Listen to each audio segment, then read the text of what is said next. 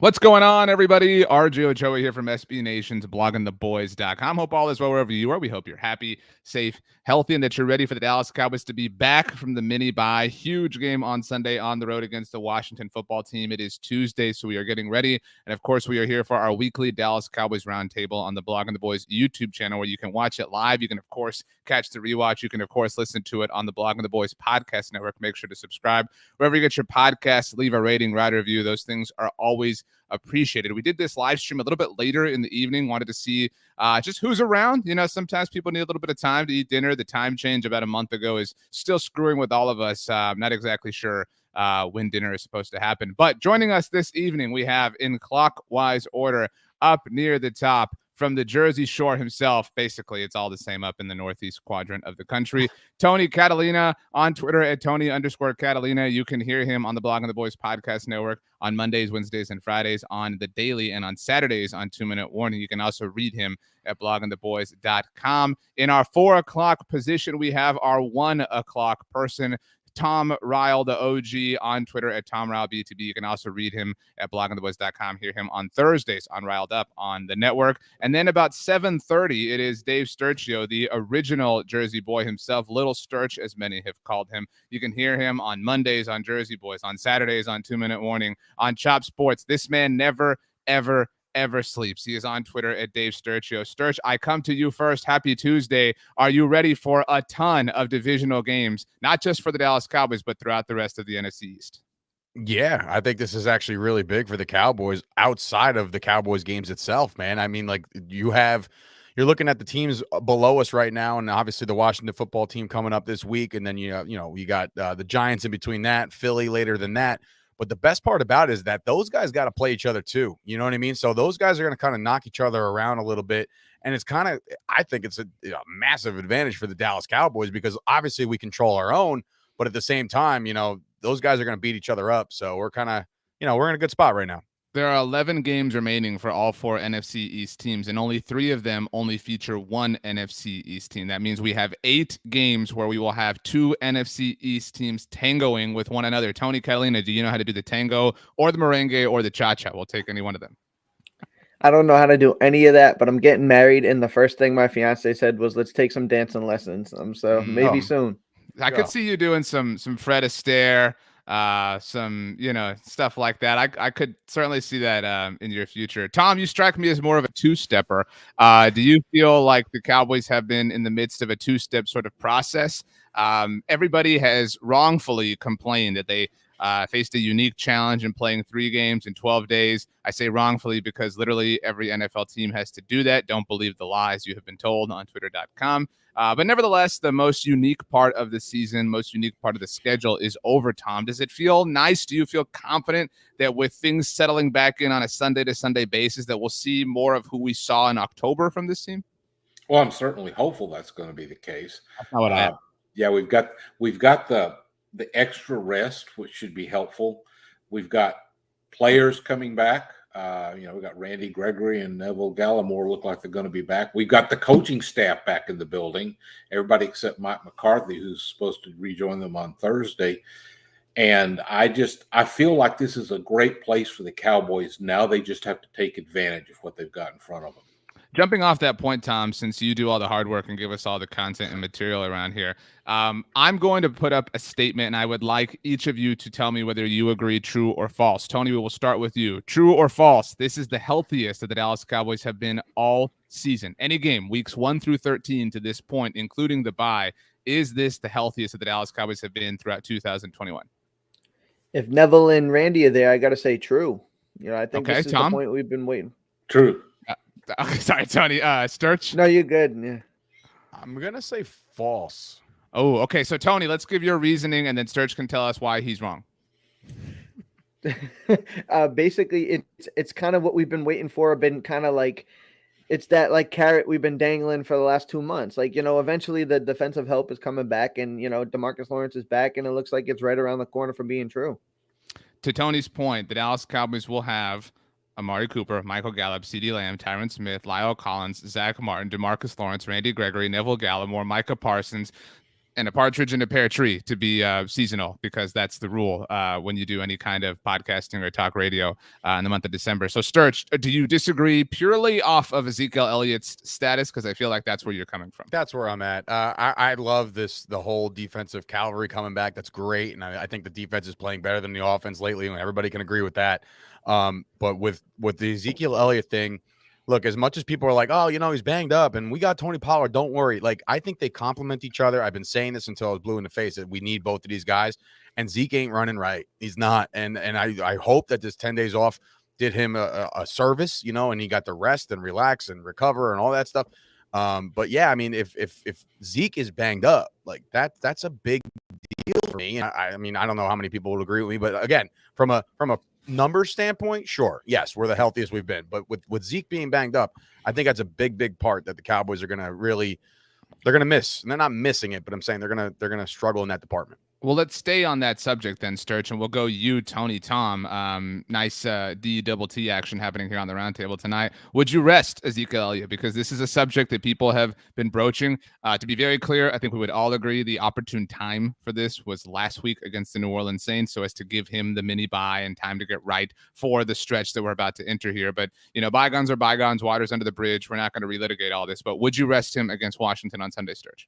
I would not anymore. Like, he had his time. You just mentioned that. Like, he had his time to skip a game. He would have had 17 days off. You know what I mean? Like, he would have had a lot of time to rest had he had missed the Saints game. And clearly Pollard was the better running back that day too.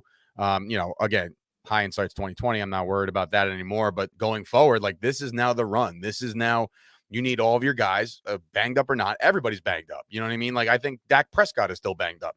These are the guys that need to kind of like show out right now. These are division games. You can't sit around. Resting Zeke Elliott would paint a bad picture to me from the coaching staff right now at this point. Like, these are very, very important games coming up. If you're just like, it's all right, we'll be fine. That's painting a we're too confident. We got, I don't want to hear the I like the guys we have comment over and over again. We've heard that for years now.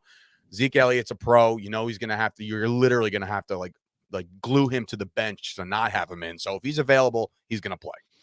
Mitchell Green in our live chat says, I would not rest Zeke. So that's two that are against Tony Catalina. Rex Morgan, though, chimes in and says, rest Zeke. He is not doing anything anyway. Salt in Dave Sturchio's wounds. How do you feel, Antonio? Just right off the bat, I don't think you should rest them. I think the time off is, it should help them. I mean, it's going to be one of those situations where every practice week may be a veteran type situation, and, where maybe he doesn't practice, maybe he's limited all week for the rest of the season. And secondly, kind of to touch on Dave's point, he's going to be like Kevin McAllister in Home Alone. He's going to have to miss the flight for him to not to play in a game. So he's just like seasonal thing. I like it. Right. Got to stay with it. But yeah, I mean, the opportunity was last week. I mean, they touched on it. There was, rumors and rumblings that it was going to happen, and it didn't happen. And I feel like he may have played a little too many snaps, especially with kind of the juice Tony Pollard was bringing a little bit. But no, the team is not better off when he's not playing. And I don't think that's the right course of action until we have things locked up at the very least. Tom, we have Sturch, we have Tony, we have Mitchell Green. Dina Simpson chimes in and says football players don't need rest. This isn't the NBA. They aren't playing multiple games a week. So Dina seemingly on the side of not resting him. So it's everyone against Rex Morgan, who says to rest Zeke. So, Tom, there are 891 points up for grabs on this particular question. Make your case. By the way, Tom, Wildcat 1, chimes in, says Zeke is wasting downs. Pollard is better right now. Yeah, I might see giving Pollard a few more of the running snaps, but I wouldn't rest Zeke per se, because I think the problem with the running game isn't Zeke. It's the five guys that are supposed to be blocking for him up front. Go off. I'm still kind of seething about the whole Connor situation. I think they put McGovern in for Williams, and it was a mistake at this point. I think they need to put Connor Williams back in. That seemed to be the best combination that was working with Lyle Collins out at right tackle. I think they could do a lot better. There were just some bad blocks in the run game against the Saints, against a good run defense as well. So, they're up against another defense that seems to be finding its stride and playing the way that they thought they were going to play from the beginning in the Washington football team. they need to get the blocking straight and give these guys some lanes and some creases, get them a chance to get out there and get those yards so that we're not seeing, 1, 2, 3 yards on a failed first down. So, yeah, I don't think resting Zeke is necessarily a solution at this point. I think they're going to need him the rest of the way. I agree with Sturch on that. So, yeah, let's get the running game fixed and give these guys more of an opportunity to do something. 297 points for each of you. That totals 891 points in total. So a nice even Steven three-way split for you guys. If you want to throw any points any listeners' way, that's certainly up to you. Vance Williams says, Sturch, Zeke should play whenever Pollard gets tired. And you know what? To that point, he might have Vance might be on to something there. Like it's going to be hard to not dress Ezekiel Elliott, right? But if you want to start, sprinkling in a little bit more of Pollard and bringing Zeke on pass protection, in which he has showed that he's one of the best pass blocking running backs in the league, then do that. That's fine. A little less wear and tear. I'm all for that too, but I just don't see Zeke sitting out a game. Yeah, I mean, if you want to throw like the blanket, Tony Pollard is RB1. Tony Pollard's the name at the top of the depth chart. Whatever, fine, do that. I think we're all simpatico on this. Keep Zeke Elliott active. Make sure he's available. But I think we're all in agreement here. Lessen the load a little bit for his sake and for your sake. That's something they were managing really well early on in the beginning of the season, and then everything broke, including QB1. And so Anthony, really, Catalina, I put it to you, and I want a 1 to 10 answer. Are we concerned about Dak Prescott? Because the answer has to be yes. So 1 to 10, with 10 being, holy crap, this is 2015 Kellen Moore playing for the Dallas Cowboys. 1 being, 1992 Troy Aikman in the Super Bowl level of panic. I guess 1 is technically some level of panic, so forget that part of the answer. But anyway, 1 to 10, how panicked, concerned, freaked out are you about Dak Prescott, who there have been a lot of assessments done on him. Mark Schofield does a great job on Dak Watch for us here on the Blog of the Boys YouTube channel. Kurt Warner does a great job breaking down things, had a Dak Prescott breakdown that came out today. Bob Sturm has done a great job on this. A lot of really bright people pointing out how something, Tony, for lack of any better words, just is not right. So, yeah, I did kind of have a chance to go back, watch Mark's video. I got to watch Kurt's video. I think it's super, informative. It helps like people like us and just any casual fan kind of get a deeper look into it. As far as a number, I'm like on a 3. I'm not overly concerned. I saw some things in the Saints game that was just, some of it was communication based. Some of it was continuity, but with his receivers, you understand, he hasn't had the full array. Some guys are coming back from injuries. It was just little nuanceable things that felt like can be fixed with some communication, just kind of getting back to the basics a little bit. I mean, and there were some throws he hit that were big league throws. I mean, that he put a throw on CD over the middle on a slant that he couldn't have went down there and handed it to him any better. So, I don't think that I'm overly concerned with the way Dak Prescott is playing. I think it's just the attrition of the season. You're going to have ebbs and flows. I think, he's played some defenses that people don't want to give credit to that have been a little better than, I don't think there's a blueprint on them, but the defenses they've played have been better than people want to give national credit over. And my concern level isn't as nearly as high as maybe somebody else's would be. Sure. Denver, while overall they are frauds, has a nice defense. Kansas City's defense has come alive as of late. Obviously, New Orleans has had a nice defense for most of this season. Tom Cam, I hope I'm pronouncing this correctly, Kayanta, says he's not extending plays like he used to, not asking for 20-yard scrambling, but positive yards at the very least. Do you agree with that, Tom? Do you think, that there is something missing? Maybe you want to put it that way instead of saying something isn't right. There's something that we have seen before that we are not seeing now. Yeah. Well, watching Kurt Warner's video today, it looks to me like Dak is. Are you going to watch Kurt Warner's movie, by the way, the biopic on his life? I think that would be interesting to see. Yeah. I want to see him tearing up the grocery store with his passing. But I just think it seems like Dak he's not comfortable. He's nervous. Maybe he's taking a little bit too much on himself at this point. I'm hoping that getting Amari back out there with the rest of the wide receivers is going to get him feeling a little more comfortable, because Cooper's just an outstanding route runner. So yeah, there's something going on. As I mentioned in my latest article, a lot of it's just mental focus. I think the guys they're not feeling it right now, at least all the time. There are times that they're getting it, but there's sometimes that there's just that uncertainty, and Dak is kind of the exemplar of that. He just looked like he was having a hard time making his reads and making decisions based on the way that Warner was interpreting what he said on the video. Sturch, I'm going to put you on the spot here. Do you know how many games Dak has played with Amari Cooper, Michael Gallup, and CeeDee Lamb? The first 4 last year, and then then we lost 6. The answer is 8 now, as of the New Orleans game. The first 5 last year, actually. So way to mess that up. And then Tampa Bay. That was burned in my head. I'm trying to forget about last year. Thanks. And then Tampa Bay to start the season was 6. Then Gallup returned against Atlanta. That was 7. And then obviously Amari didn't play, and then CD got hurt, obviously. And then last week against New Orleans was 8. So while we on paper are like, holy crap, Amari Cooper, Michael Gallup, CeeDee Lamb, I do think it's fair to suggest that there is some, stabilizing that is still happening. I mean, he's generally been amazing in the games that he's had them, but it's not like they've been teammates theoretically for, a year and a half now, but it's not like that in actuality, if that makes sense. You talking to me? Yeah, that's why I said Sturch. Oh, I didn't hear you say Sturch. Sorry about that. But I will say this about Dak Prescott. The only thing I'll totally 1000% disagree with Tom is that fight, call him out. He's say showing like a lack of confidence, or he's nervous, or like, you talk about a guy who has this Kobe Bryant Mamba mentality. You got to hear the sounds of the sidelines on this past week.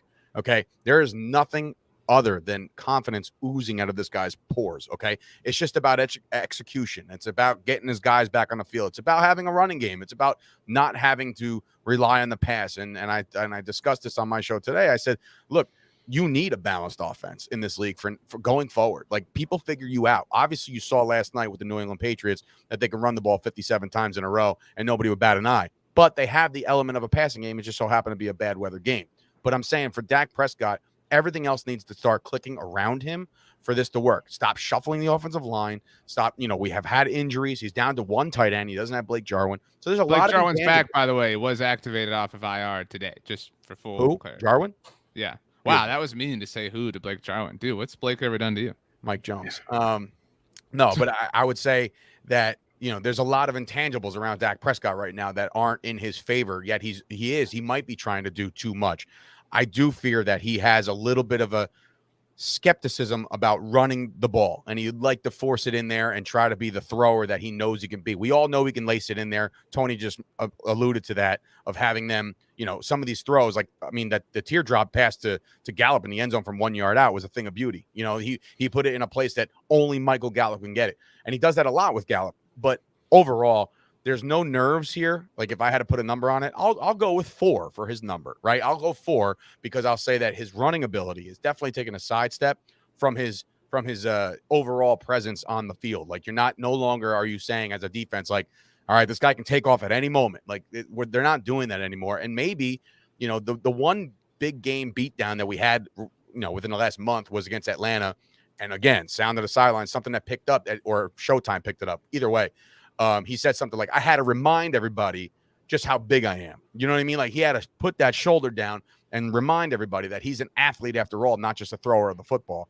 But I think there's times where he just kind of second guesses himself and he tries to do too much. That's all. So first of all, just to clarify, Tom, before I let you respond, Blake Jarwin, just back to the injured reserve from COVID protocols. But Tom, I'm going to go ahead and give you 24 points for Mamba because I think Sturch agreed with you that Dak is expressing some level of nerves. He just wanted to put it in his own words. I mean, you can't say, Sturch, that he's got some level of skepticism. It's okay. Like, it's okay to say that he's clearly a little, I think he's playing smarter football right now. I think it's a little bit of hesitant football. Tom, it was your point. Yeah, to me, you saw happy feet in the videos. He wasn't getting his, by the way. Happy feet. Too. But Dak wasn't getting his feet right. He was making some throws off of some bad platforms. which to me says there's something he's uncertain about. Maybe it's the pass rush coming. Maybe he's not sure about the receivers when he doesn't have his top three out there. Something right now isn't sitting right. That's why I'm hoping that this 10 days is a chance to get that stuff kind of honed in and back in place. Let's get some good practices in. They've had some time to rest up. So, now we're down to this rather weird stretch run. When you play your last 4 games or 4 of your last 5 games are against your division rivals. A lot can happen because, division games can sometimes go in very unexpected directions. So, this is going to be a really interesting game. And the fact that 3 of them are away games, going north to teams where we saw just last night, if we watched Monday Night Football, that this time of year when you head up towards northern climes like Philadelphia and New York, it can be a little less fun than normal when you're playing outdoors. We're going to get to some weather-related stuff in a little bit, per Tom's insistence earlier in our chat. Sturch, question for you, and then Tony, I'm coming to you next.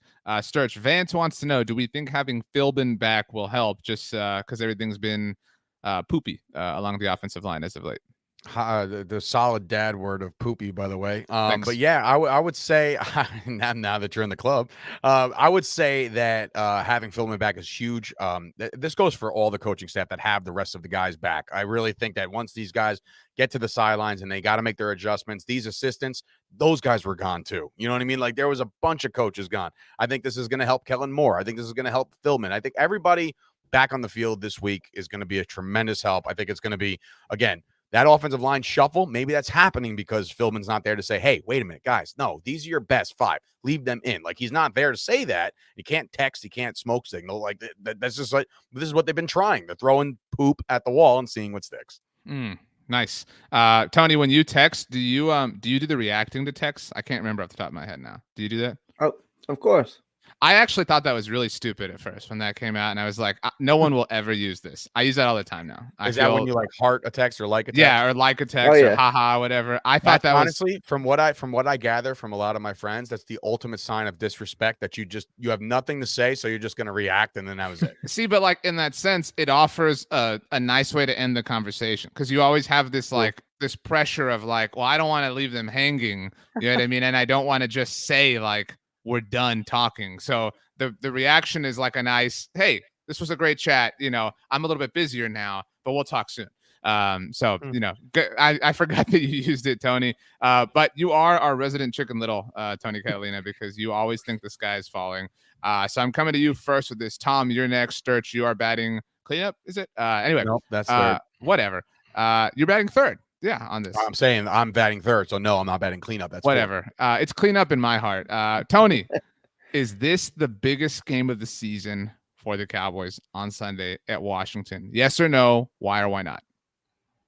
It's tough to say no at this point. I think it is, just because I try to take every game one game at a time, right? So I don't want to think too far ahead. But the implications of winning this game, being 9-4, being another game ahead of Washington, knowing that you're going to play them in 2 weeks again.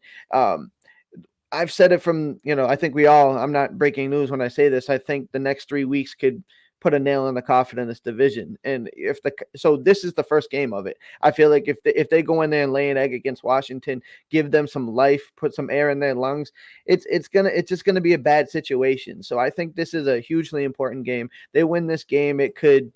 Then they are who we thought they were, and if they don't, then we're gonna have to deal with another week and 2 weeks of when are we gonna sew up this division? Is it gonna happen? So yeah, I do think this is the biggest game of the season.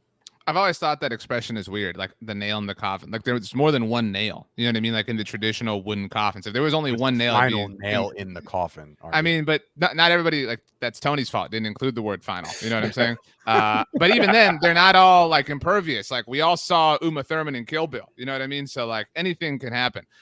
Tom, do you agree with Tony? Do you think it's not that big? Obviously a loss would be more troublesome, but do you think a win is maybe only the first nail, but the most important nail? Because if you win this game, you make it difficult for Washington to come back to Dallas in 2 weeks.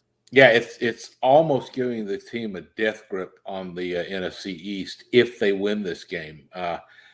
If they lose, it's suddenly just a one-game lead, and anything can happen, and the pressure is really on. So It's a half game lead if you want to be technical. yeah, because Washington would have the tiebreaker at that Right. point. So yeah, it's really important.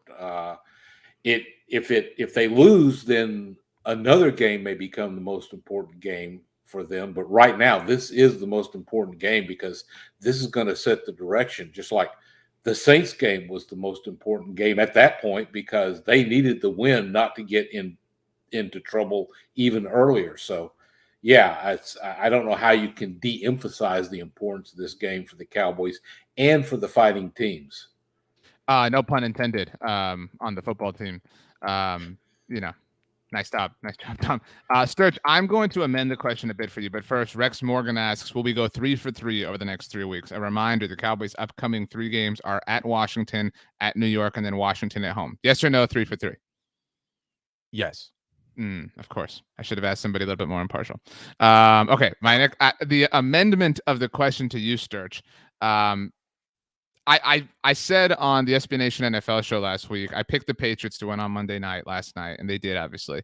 And I said, if the Bills do lose this game, they will lose their next 3 games. The Bills are on bye. No, they're not on bye this week. Actually, they're not on bye. But my point, 3 of their next 4 games for Buffalo are the Patriots twice and the Buccaneers. And I said they would lose all 3 of those if they lost on Monday night to New England. And so we're 1/3 of the way there. So, it's a really demoralizing loss for Buffalo in that sense. Now, I don't think that's going to happen to the Cowboys. I don't think they're going to lose all 3. But how demoralizing would a loss be on Sunday? See, the first part of the first question was, is this the most important game, right? And I'm going to say last week was the most important game because had they have lost last week and if you lose this week, all of a sudden you're tied. Okay, you are tied if you lose this week. If you lose this week, which I don't foresee them doing, but if you do go in there and slip up, lay an egg, and have one of those flat days, maybe the weather's bad, I don't know, whatever the case may be, we fumble wrong, I don't know, snapping fractions, we've seen it all, right? So if we lose this week to the Washington football team and we go a half game technically up in the division, we know what's in front of us. We know the Giants are in front of us. I hate this already. I like, as a Cowboys fan, I hate this because that we would lie to ourselves, Sturch. We would be sitting here lying to ourselves next week saying we still control our destiny. You know what I mean? That would suck. I don't want it, and I don't foresee it happening. You're asking me if this would be demoralizing. No, it would just be frustrating. It would piss everybody off, and it would make us just start questioning, oh my God, can we not beat the Washington football team? Like, are they better than us? Blah, blah, blah, blah. You would go nuts. You would start losing your mind, and the Cowboys nation would implode again, and we're not contenders, and all this other stuff. That's what would happen within the media, but the Cowboys are going to win this game, so it doesn't even matter. I'll circle back up. Tom, would it be demoralizing? Would you classify it that way, or would you disagree along with Sturch? It have to be demoralizing because all of a sudden it says, well, we're not necessarily the class of the division. And for so much of the season, we were the class of the division. Now you'd be having to question that. And they're not hopefully going to draw a little Hockley again for the refereeing crew, are they? Because that would scare me to death.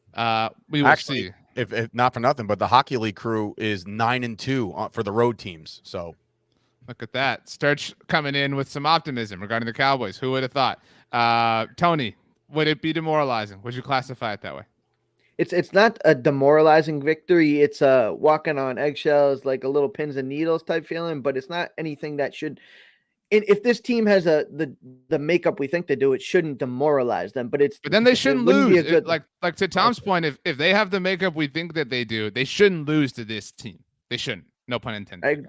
I agree. I mean, 100%. If I think I'm a little nervous. Like you said, I'm Chicken Little. I'm kind of owning that because I come into every single game saying we could beat any team, but we could lose to any team. But if you're telling me we go out there and we have a dominant victory and be like, yeah, I could have saw this happening the whole time.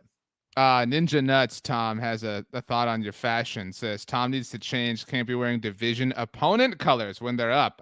Tom wearing the burgundy shirt, it looks like. Well, pretty not cool. In Tom's defense, Irvin does that.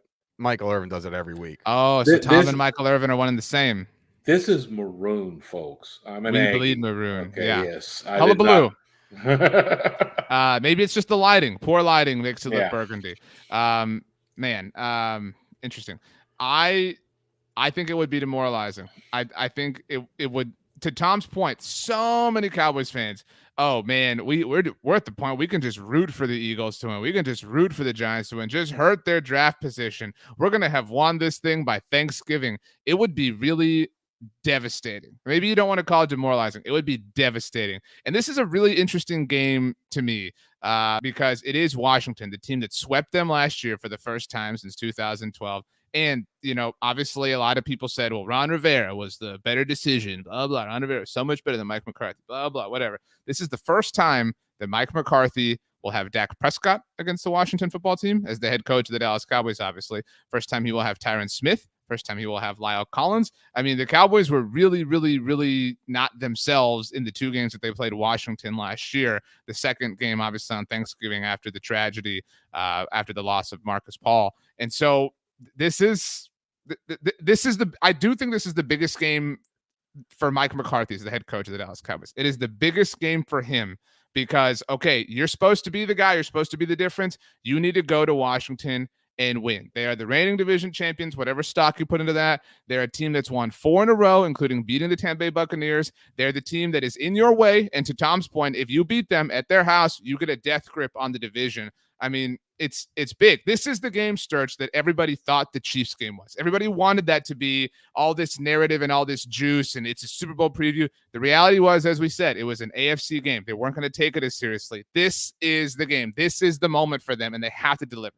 I'm almost disappointed that there wasn't flex to the 4:00 hour. Like, this is like, how 1 o'clock on a Sunday when it's division and the division's up for grabs and death grip here and this, that. And I'm like, I looked at it the other day and I'm like, oh, thank God, no more Thursday stuff. And I was like, are we really playing at 1 o'clock again? Like, I felt like this has got to feel, and maybe I'm wrong, but like this has to feel like the most 1 o'clock games the Cowboys have had in a long time. Like, all the other games, the Denver game, the Falcon game, it just felt like there's been a lot of 1 o'clock games this year. Maybe, I could be wrong. Maybe it's just a feeling, or maybe it's just more recent, but I don't know. I don't like the fact that it's at 1 o'clock, to be honest with you. Well, whatever time it's at, it's in December, and Aiden Davis, our resident professor, is not here with us this evening. Ironically, he's taking an exam, so best of luck to young Aiden.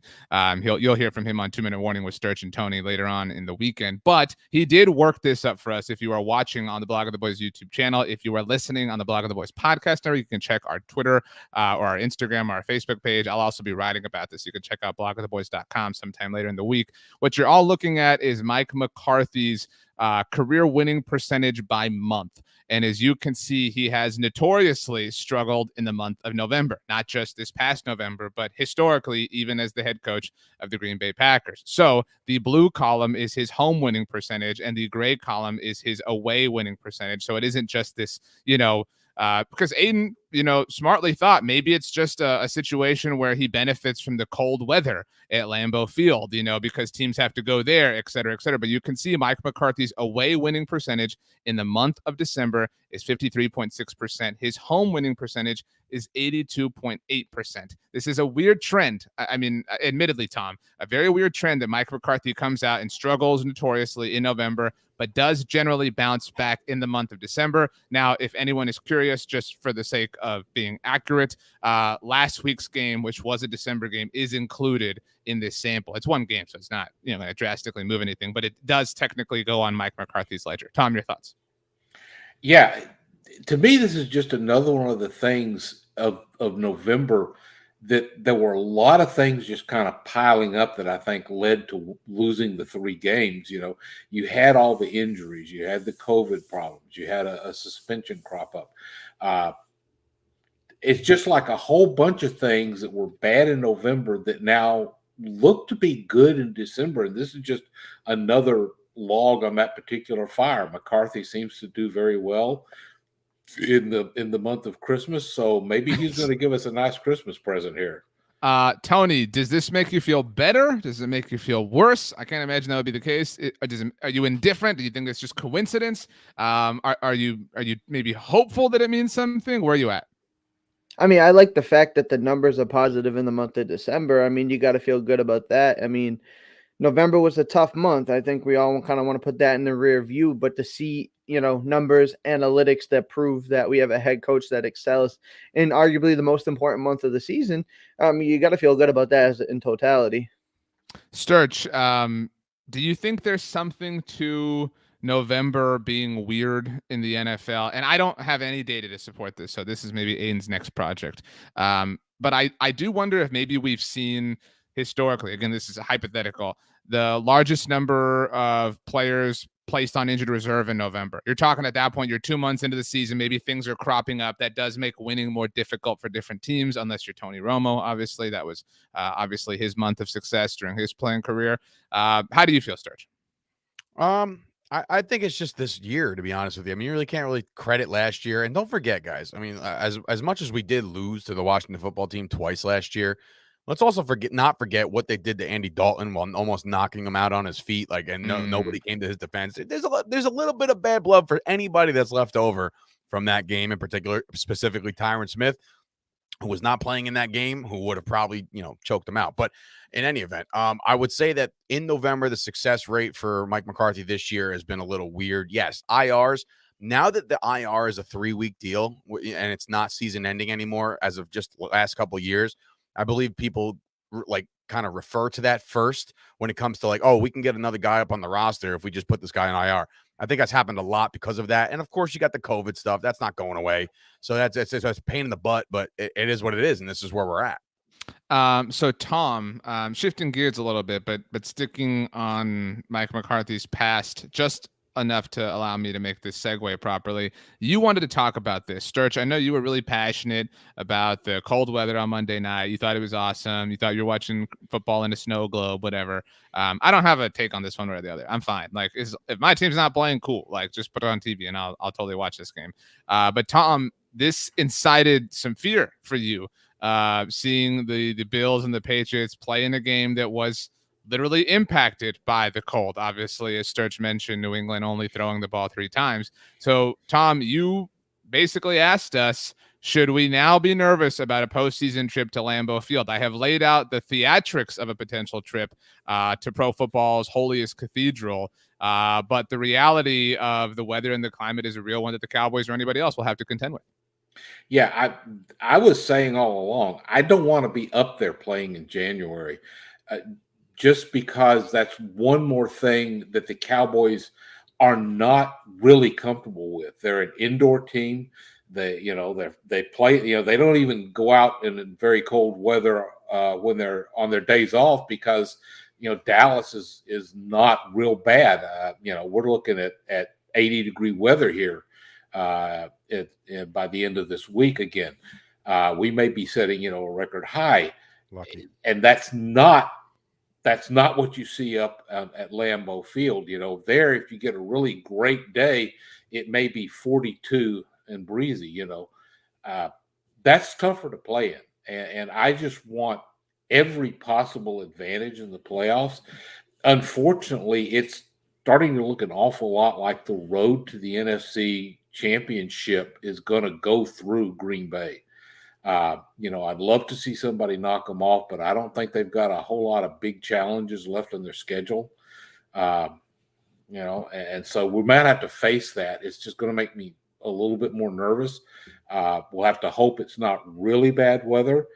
And we'll have to hope that the Cowboys get their running game fixed, because right now they don't have a running game that can go up and handle that kind of cold weather where you can't trust the passing game. The kind of thing where if they fire a pass into you, it feels like it's breaking your hands to catch it, which is tough on the receivers. So I'm nervous about it, but I'm also becoming resigned to the fact that if the Cowboys make it that far, it's going to happen because they need a lot of help to climb out of the 4th spot. And I'm right now saying that I think Green Bay is going to wind up with the 1 seed because I think the Cardinals are more likely to have a stumble. Wouldn't it be ironic, Tom, if it was the Cowboys beating the Cardinals that gave the Packers the top seed in the NFC?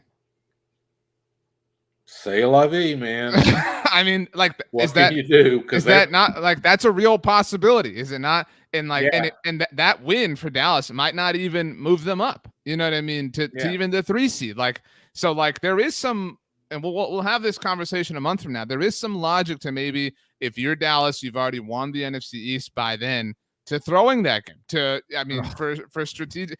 Oh, I feel like I've poked something. Tony, I want your thoughts there first, because Sturch is readying up. Let's live in that hypothetical, Tony.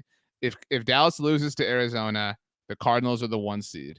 If they beat them, Green Bay is the 1 seed. You're in charge. What do you do? And you're the 4 seed no matter what. It's tough for me because that's you're 2 weeks removed, right? I mean, I'm actually okay with. Sorry, Tony. I will say this. That let me create the hypothetical a little bit more detailed for you. If you lose, Arizona is the 1 seed, and if you win, Green Bay is the 1 seed. But if you win, you're the 3 seed, and if you lose, you are the 4 seed. So if you lose 1 to 4, it's Green Bay, Arizona, Tampa, you. If you win, it's Green Bay, Arizona, you, Tampa. I want to win.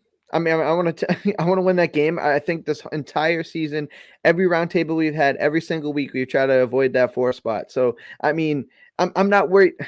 I'm not thinking about 3 weeks down the road possibly playing in Green Bay. I mean, if we get the 3 seed, Thomas, hey, I'll let Tom do that then. Because if we're the 3 seed and we win this game, there's a chance that we might not have to go there based on other games. We don't know who's going to win and how it shakes out, in the divisional round. So I'd rather avoid. I mean, the whole thing. I know the Rams look beatable right now, but I would rather get the highest seed possible and let the cards and the chips fall as they may. Sturch, I'm going to amend the question for you, as I often tend to do around here, because thinking more about it, I think the more probable outcome or probable likelihood would be if you beat the Cardinals, you're probably still the 4 seed. Because I don't think, especially if anyone looks at Tampa's schedule, it's not intimidating by any stretch. So, but if you beat them, you are probably lowering them to the 2 seed and hoisting Green Bay to the top spot. Okay. But then if you win in the wild card round, you might go to Arizona. Like you know what I'm saying? Like you might shuffle when you see Green Bay. I know you're going to say you don't care, bring them on whenever, wherever, but I mean, it's an interesting way to play around with all this stuff. There's a lot of ways this can go. First and foremost, I'd like to win the NFC East. Thank you. Before we start going crazy, because remember on this roundtable, it was about 3 weeks ago or 4 weeks ago. We're like, when is it safe to start rooting for the Giants and the Washington football team and the Eagles? When is it safe for that? And now here we are thinking this week's the biggest week of the year. Maybe Sturch is Chicken Little. What? Maybe you're Chicken Little. No, man. I'm just saying let's win the division, right? As far as Tom is saying that, going to Green Bay and he doesn't like the scenario and the weather. And I was saying it today, and I'm like, wait a minute. What makes you guys think all of a sudden that when the calendar flips to December, that somebody hits this magical switch and it just snows every Sunday? It doesn't. We don't have to worry about the elements until the elements are there. Okay. Would you rather, now I'll ask this to Tom, right? In a perfect world, right? Aaron Rodgers is still if it's arguable, people can argue this, but I think Aaron Rodgers might be, at the end of the day, one of the greatest to ever do it physically. Okay. Tom Brady, yes, he's won all the Super Bowls. I get that. Pound for pound, skill for skill, I think Aaron Rodgers is the guy. Would you rather play Aaron Rodgers in elements or in a perfect controlled climate where he can just do whatever he wants, which he has done already time and time again in Dallas? Like, the elements actually pose to both teams, no matter how, quote, used to it you're never used to it. If there's elements for everybody. Okay. For this, there would be no elements if we're in Dallas. So I welcome the challenge to go to Green Bay, right all the wrongs of the past, beat them in Green Bay, send my business partner into a loop of oblivion because he's a big Packers guy. But I'm thinking this right here is an opportunity for Dallas to just take care of what they got to take care of, get on the schedule, win a home game in the first round, and then wherever it goes, whether it be Arizona, in beautiful Arizona, or cold and frigid Green Bay, they have a chance to not only that, to get back home to get back home if it's not Tampa for whatever reason, and they can get back home for the NFC title game. Like there's so many intangibles, but let's not put this weather thing in a disadvantage to only the Cowboys. Nobody wants to play in that stuff. Nobody. Yeah, I don't say anybody wants to play in it. I just to get to the bottom line right now, we can't control how the other teams do. You know, we've got 5 games ahead where the Cowboys have some control over the outcome. And it's looking right now like the Cowboys need to be focusing on every single game. You know, if they win the first one, then they need to focus on winning the second one, even if it is the Giants. They win those 2, they need to focus on winning the third one, because I think the Cowboys need to get some of that confidence back, get some of that swagger they had during the 6-game winning streak. That is missing a little bit right now, and they need to get that back. And the best way to do that is to get on a good, strong run to end the season. So, you know, there are ways I'd prefer it. I'd prefer for Dallas to be the number 1 seed all the way through. I don't think that's likely. I don't think it's going to happen. But I want to just see them win a bunch of games now.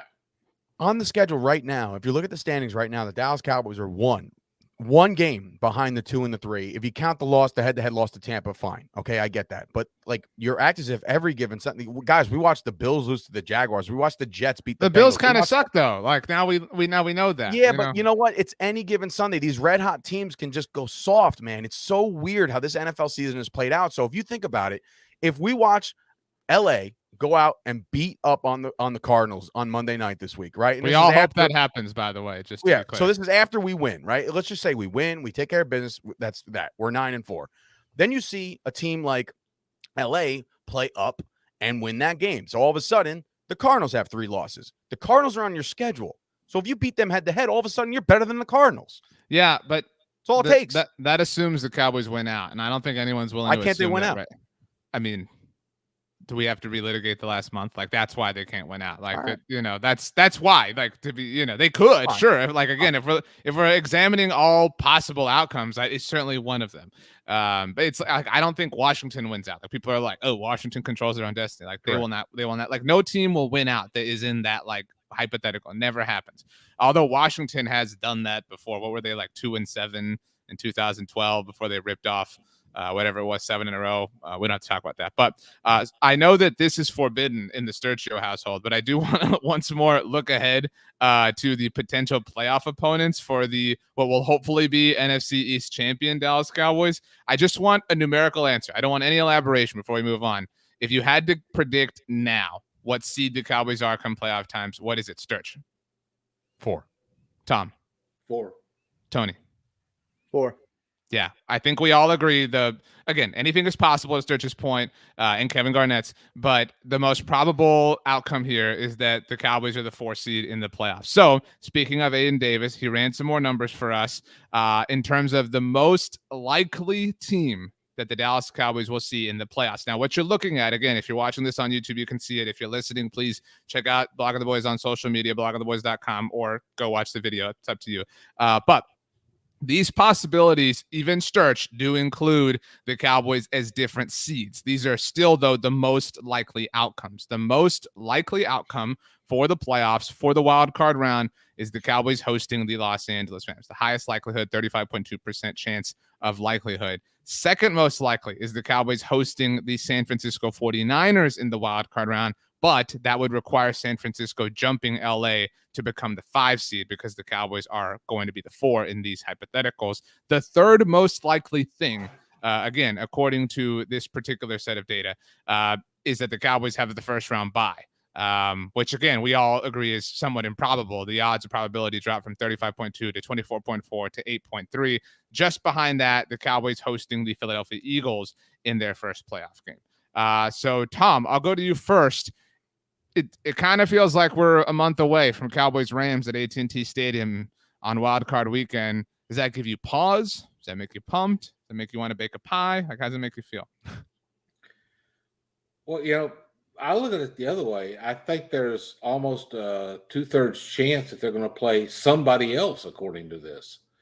That's I wouldn't say that that's a totally representative statement, but that's true to a certain degree. That's fine. Yeah. But we are rooting for the Rams on Monday. That's where like you've got to kind of weigh what you want, Tom. Like, are you so afraid of the Rams, hypothetically, of course, that you're willing to say, you know what, let the Cardinals have the 1 seed. I want to push the Rams down because the Cowboys are going to be the 4 seed. So let's give the Rams a loss. Niners, get your crap together and pass them. I mean, so it depends on what you want, what you value. No, there are some other teams on the list I'd rather play than the Rams, but the Rams don't frighten me, so to speak. Does anybody on this list frighten you more than the Rams? That is a legitimately likely possibility, of course. No, nobody frightens me on you don't the get list, scared of including anything, the Rams. Tom. Anything. Really? Just Nobody is more intimidating to me than the Rams are. They are probably the best of the possible ones here. But as we keep saying, there's 5 weeks left to the season, and things could change. I mean, the Rams could jump up and beat the Cardinals and suddenly, make things interesting there. They could also crater. So I don't, I'm not worried about it. I think the Rams probably would be on paper the biggest challenge, but right now I'm just like, let's get the Cowboys into the playoffs. I'm just fascinated by the fact that the Football Outsiders has the Eagles as a better shot making the playoffs than the football team, according to this. This is the likelihood of Dallas seeing them in the playoffs, Tom. So not playoff probabilities. And so there is a world where the Cowboys could hypothetically climb as, because if you look at this, the third most likely thing is the bye, which would mean Dallas is the 1 seed. And we do have the examples and I can pull them up here, but I'm going to assume that Eagles matchup is based on Dallas as the 2 seed and Philly as the 7 seed. Does that make sense? As being more likely than drawing Washington. Because I do think Washington at this point is actually, and they literally are this right now, they are the 6th seed. And so the only way Dallas would see them is as the 3 seed in the NFC. So it's just, again, likelihood of all these stars aligning, so to speak. Tony, are you afraid of the Rams? Are you more afraid of anybody else? I mean, what are your thoughts here? Well, it's a double-edged sword to me because I feel like the entire season and every week we talked about how we had to avoid the Rams and avoid the 4 seed. That's what we wanted. And then I believe it was you or somebody on this roundtable in the last couple of weeks said, we're kind of softened on our stance about the Rams a little bit, and we're kind of less afraid of them than we thought they were. But to play out another hypothetical that you presented, if they go out and beat the Arizona Cardinals, this week, then I think people are like, oh, maybe the Rams are like as scary as we thought they were. So, as a whole, I'm going to stick to what we thought all year. I want to avoid the 4 seed. I would like to avoid the Rams if we can. I mean, they have a type of team that could give us some fits and give us some trouble. So, yeah, I mean, I would love to play the 49ers. I would love to play the Eagles. So, like, as far as I'm concerned, yeah, I would like to avoid the Rams if possible. Sturch, when you look at it, Monday night's game between the Cardinals and the Rams is monumental. And you're the one, Sturch, who has kind of harped on the fact that Dallas still has yet to play Arizona, so they control their fate in a large sense there. We talked about, would you throw that game if it meant, establishing Green Bay as not the number 1 seed. But if Arizona loses on Monday night to the Rams, all of a sudden Arizona's 10-3 and the Rams are 9-4. So then the Rams are right behind them. Yeah, and that would be a split. They would have already split their games this season, so they wouldn't play each other anymore. But then if you're Dallas and you hand them one more loss, maybe you boost the Rams to being the NFC West winner, and then maybe it's the Cardinals you draw in the wild card round. So who would you rather play in the wild card round, Sturch, the Cardinals or the Rams? The Rams, simply because I just watched. I'd rather play the Cardinals. What? I'd rather play the Cardinals. Sorry, I just see how the Cowboys reacted to a running quarterback, and that guy wasn't supposed to run as much. Kyler Murray can run, so like I don't want to mess around or chase his little butt all over the place. I just don't want to do it. The Rams are showing their hands a little bit as far as like being obviously a beatable team. Let's not forget, Matt Stafford is still their quarterback, and while he has Hall of Fame numbers and inflated numbers out the wazoo, he's still Matt Stafford, and for 3 weeks in a row, he's throwing pick sixes left and right. And if you don't think Trayvon Diggs will take one of those back, I'm not as worried about the Rams as I am even the 49ers, because the 49ers have a really good rushing attack in Eli Mitchell. The Rams don't really have that established runner right now. So overall, if you just have to defend Cooper Kupp, lock in on him. And then, Odell Beckham, of course, is now there, and it would be unbearable to lose a playoff game to Odell. Exactly. So that's why I think we do play him and we would beat him. So okay. So Sturch isn't afraid of the Rams. Does anybody have anything that they want to get off their chest? And if you don't, you won't be able to sleep tonight. Maybe it doesn't even have to be Cowboys related. Maybe it's a good movie you watched. You just want to share it.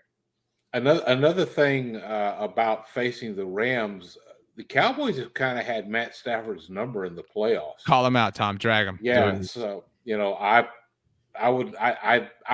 think that might actually be a better matchup than we think. And I'm kind of not real fond of the idea of facing Washington or Philadelphia in the playoffs. I don't like that idea of going in and playing a third game, especially if you swept them in the regular season. That would be, just to add to that point, Tom, that would be 5 out of 6 games against NFC East teams, factoring the run up to the wild card round, obviously. And if it was Philly, it'd be 2 in a row, because obviously Dallas is at Philly in Week 18. Obviously, they get done with Washington in 2 weeks. But Sturchio, you had a head movement there. You don't want to see Washington or Philly, or you're down with it? No, I don't want to see any division opponent. We already went over this a couple of weeks ago when we said, should we rest our starters, let Philly in? No. Tony just said, screw the Eagles forever and ever and ever, right? I remember that vividly. I think about that every day. Good times. Tony, do you have any thoughts here? You've been silent.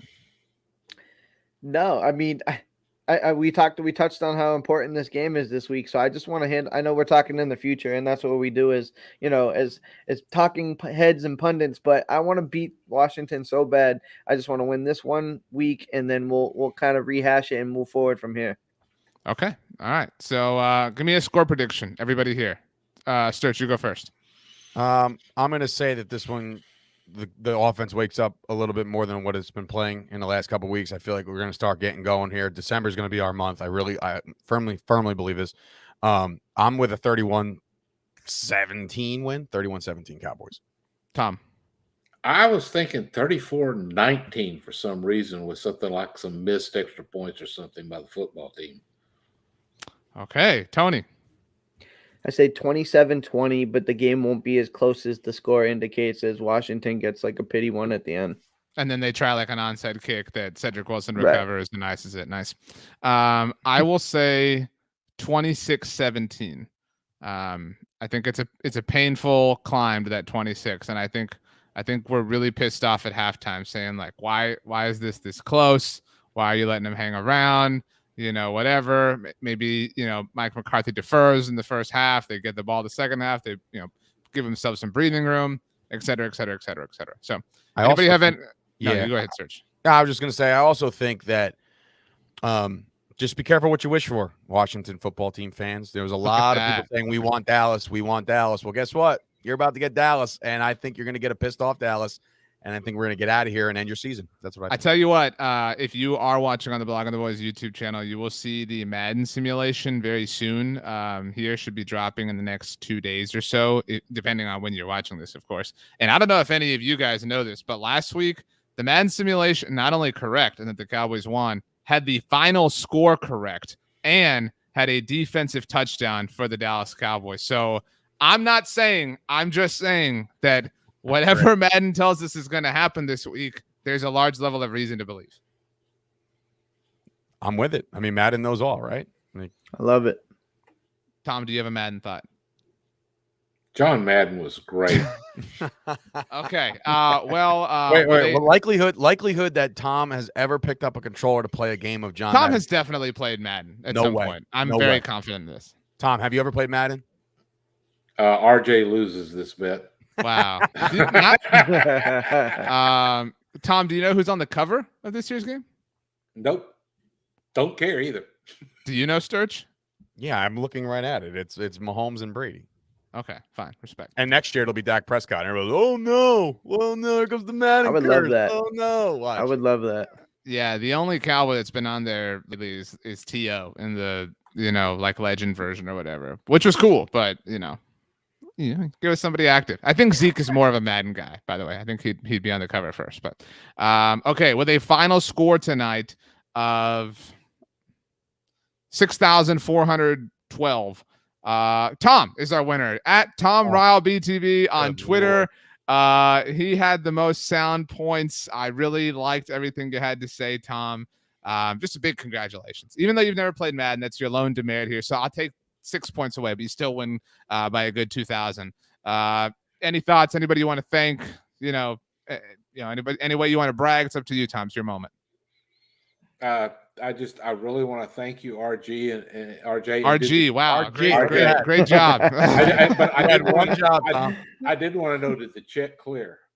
I don't know, because I did the phone take a picture of the check, and then you get the email that it's processing. So I'll let you know, in due time. But all right, so everybody good. Nobody has anything to say, or else we're gone forever. Not forever, but we'll feel like forever. My last thought about this podcast in particular and going forward. Do not be surprised that in 3 weeks' time from now, the Dallas Cowboys are in the conversation to be the number 1 overall seed. Okay. All right. That's it. Good for you, Sturch. All right. Tony, the last 18 words belong to you. Man, I don't know. Listen, beat Washington. It's gonna be rainy. We go down there, and maybe it's the rushing attack surprises us. Zeke gets a couple touchdowns, and we go and kick their teeth in. Period. The end. That was like 39 words. But good Beautiful. job nonetheless. Good job, Tony. Good job, Sturch. Good job, Tom. Good job, RG. And good job, listener. We appreciate all you guys. We'll see you next time.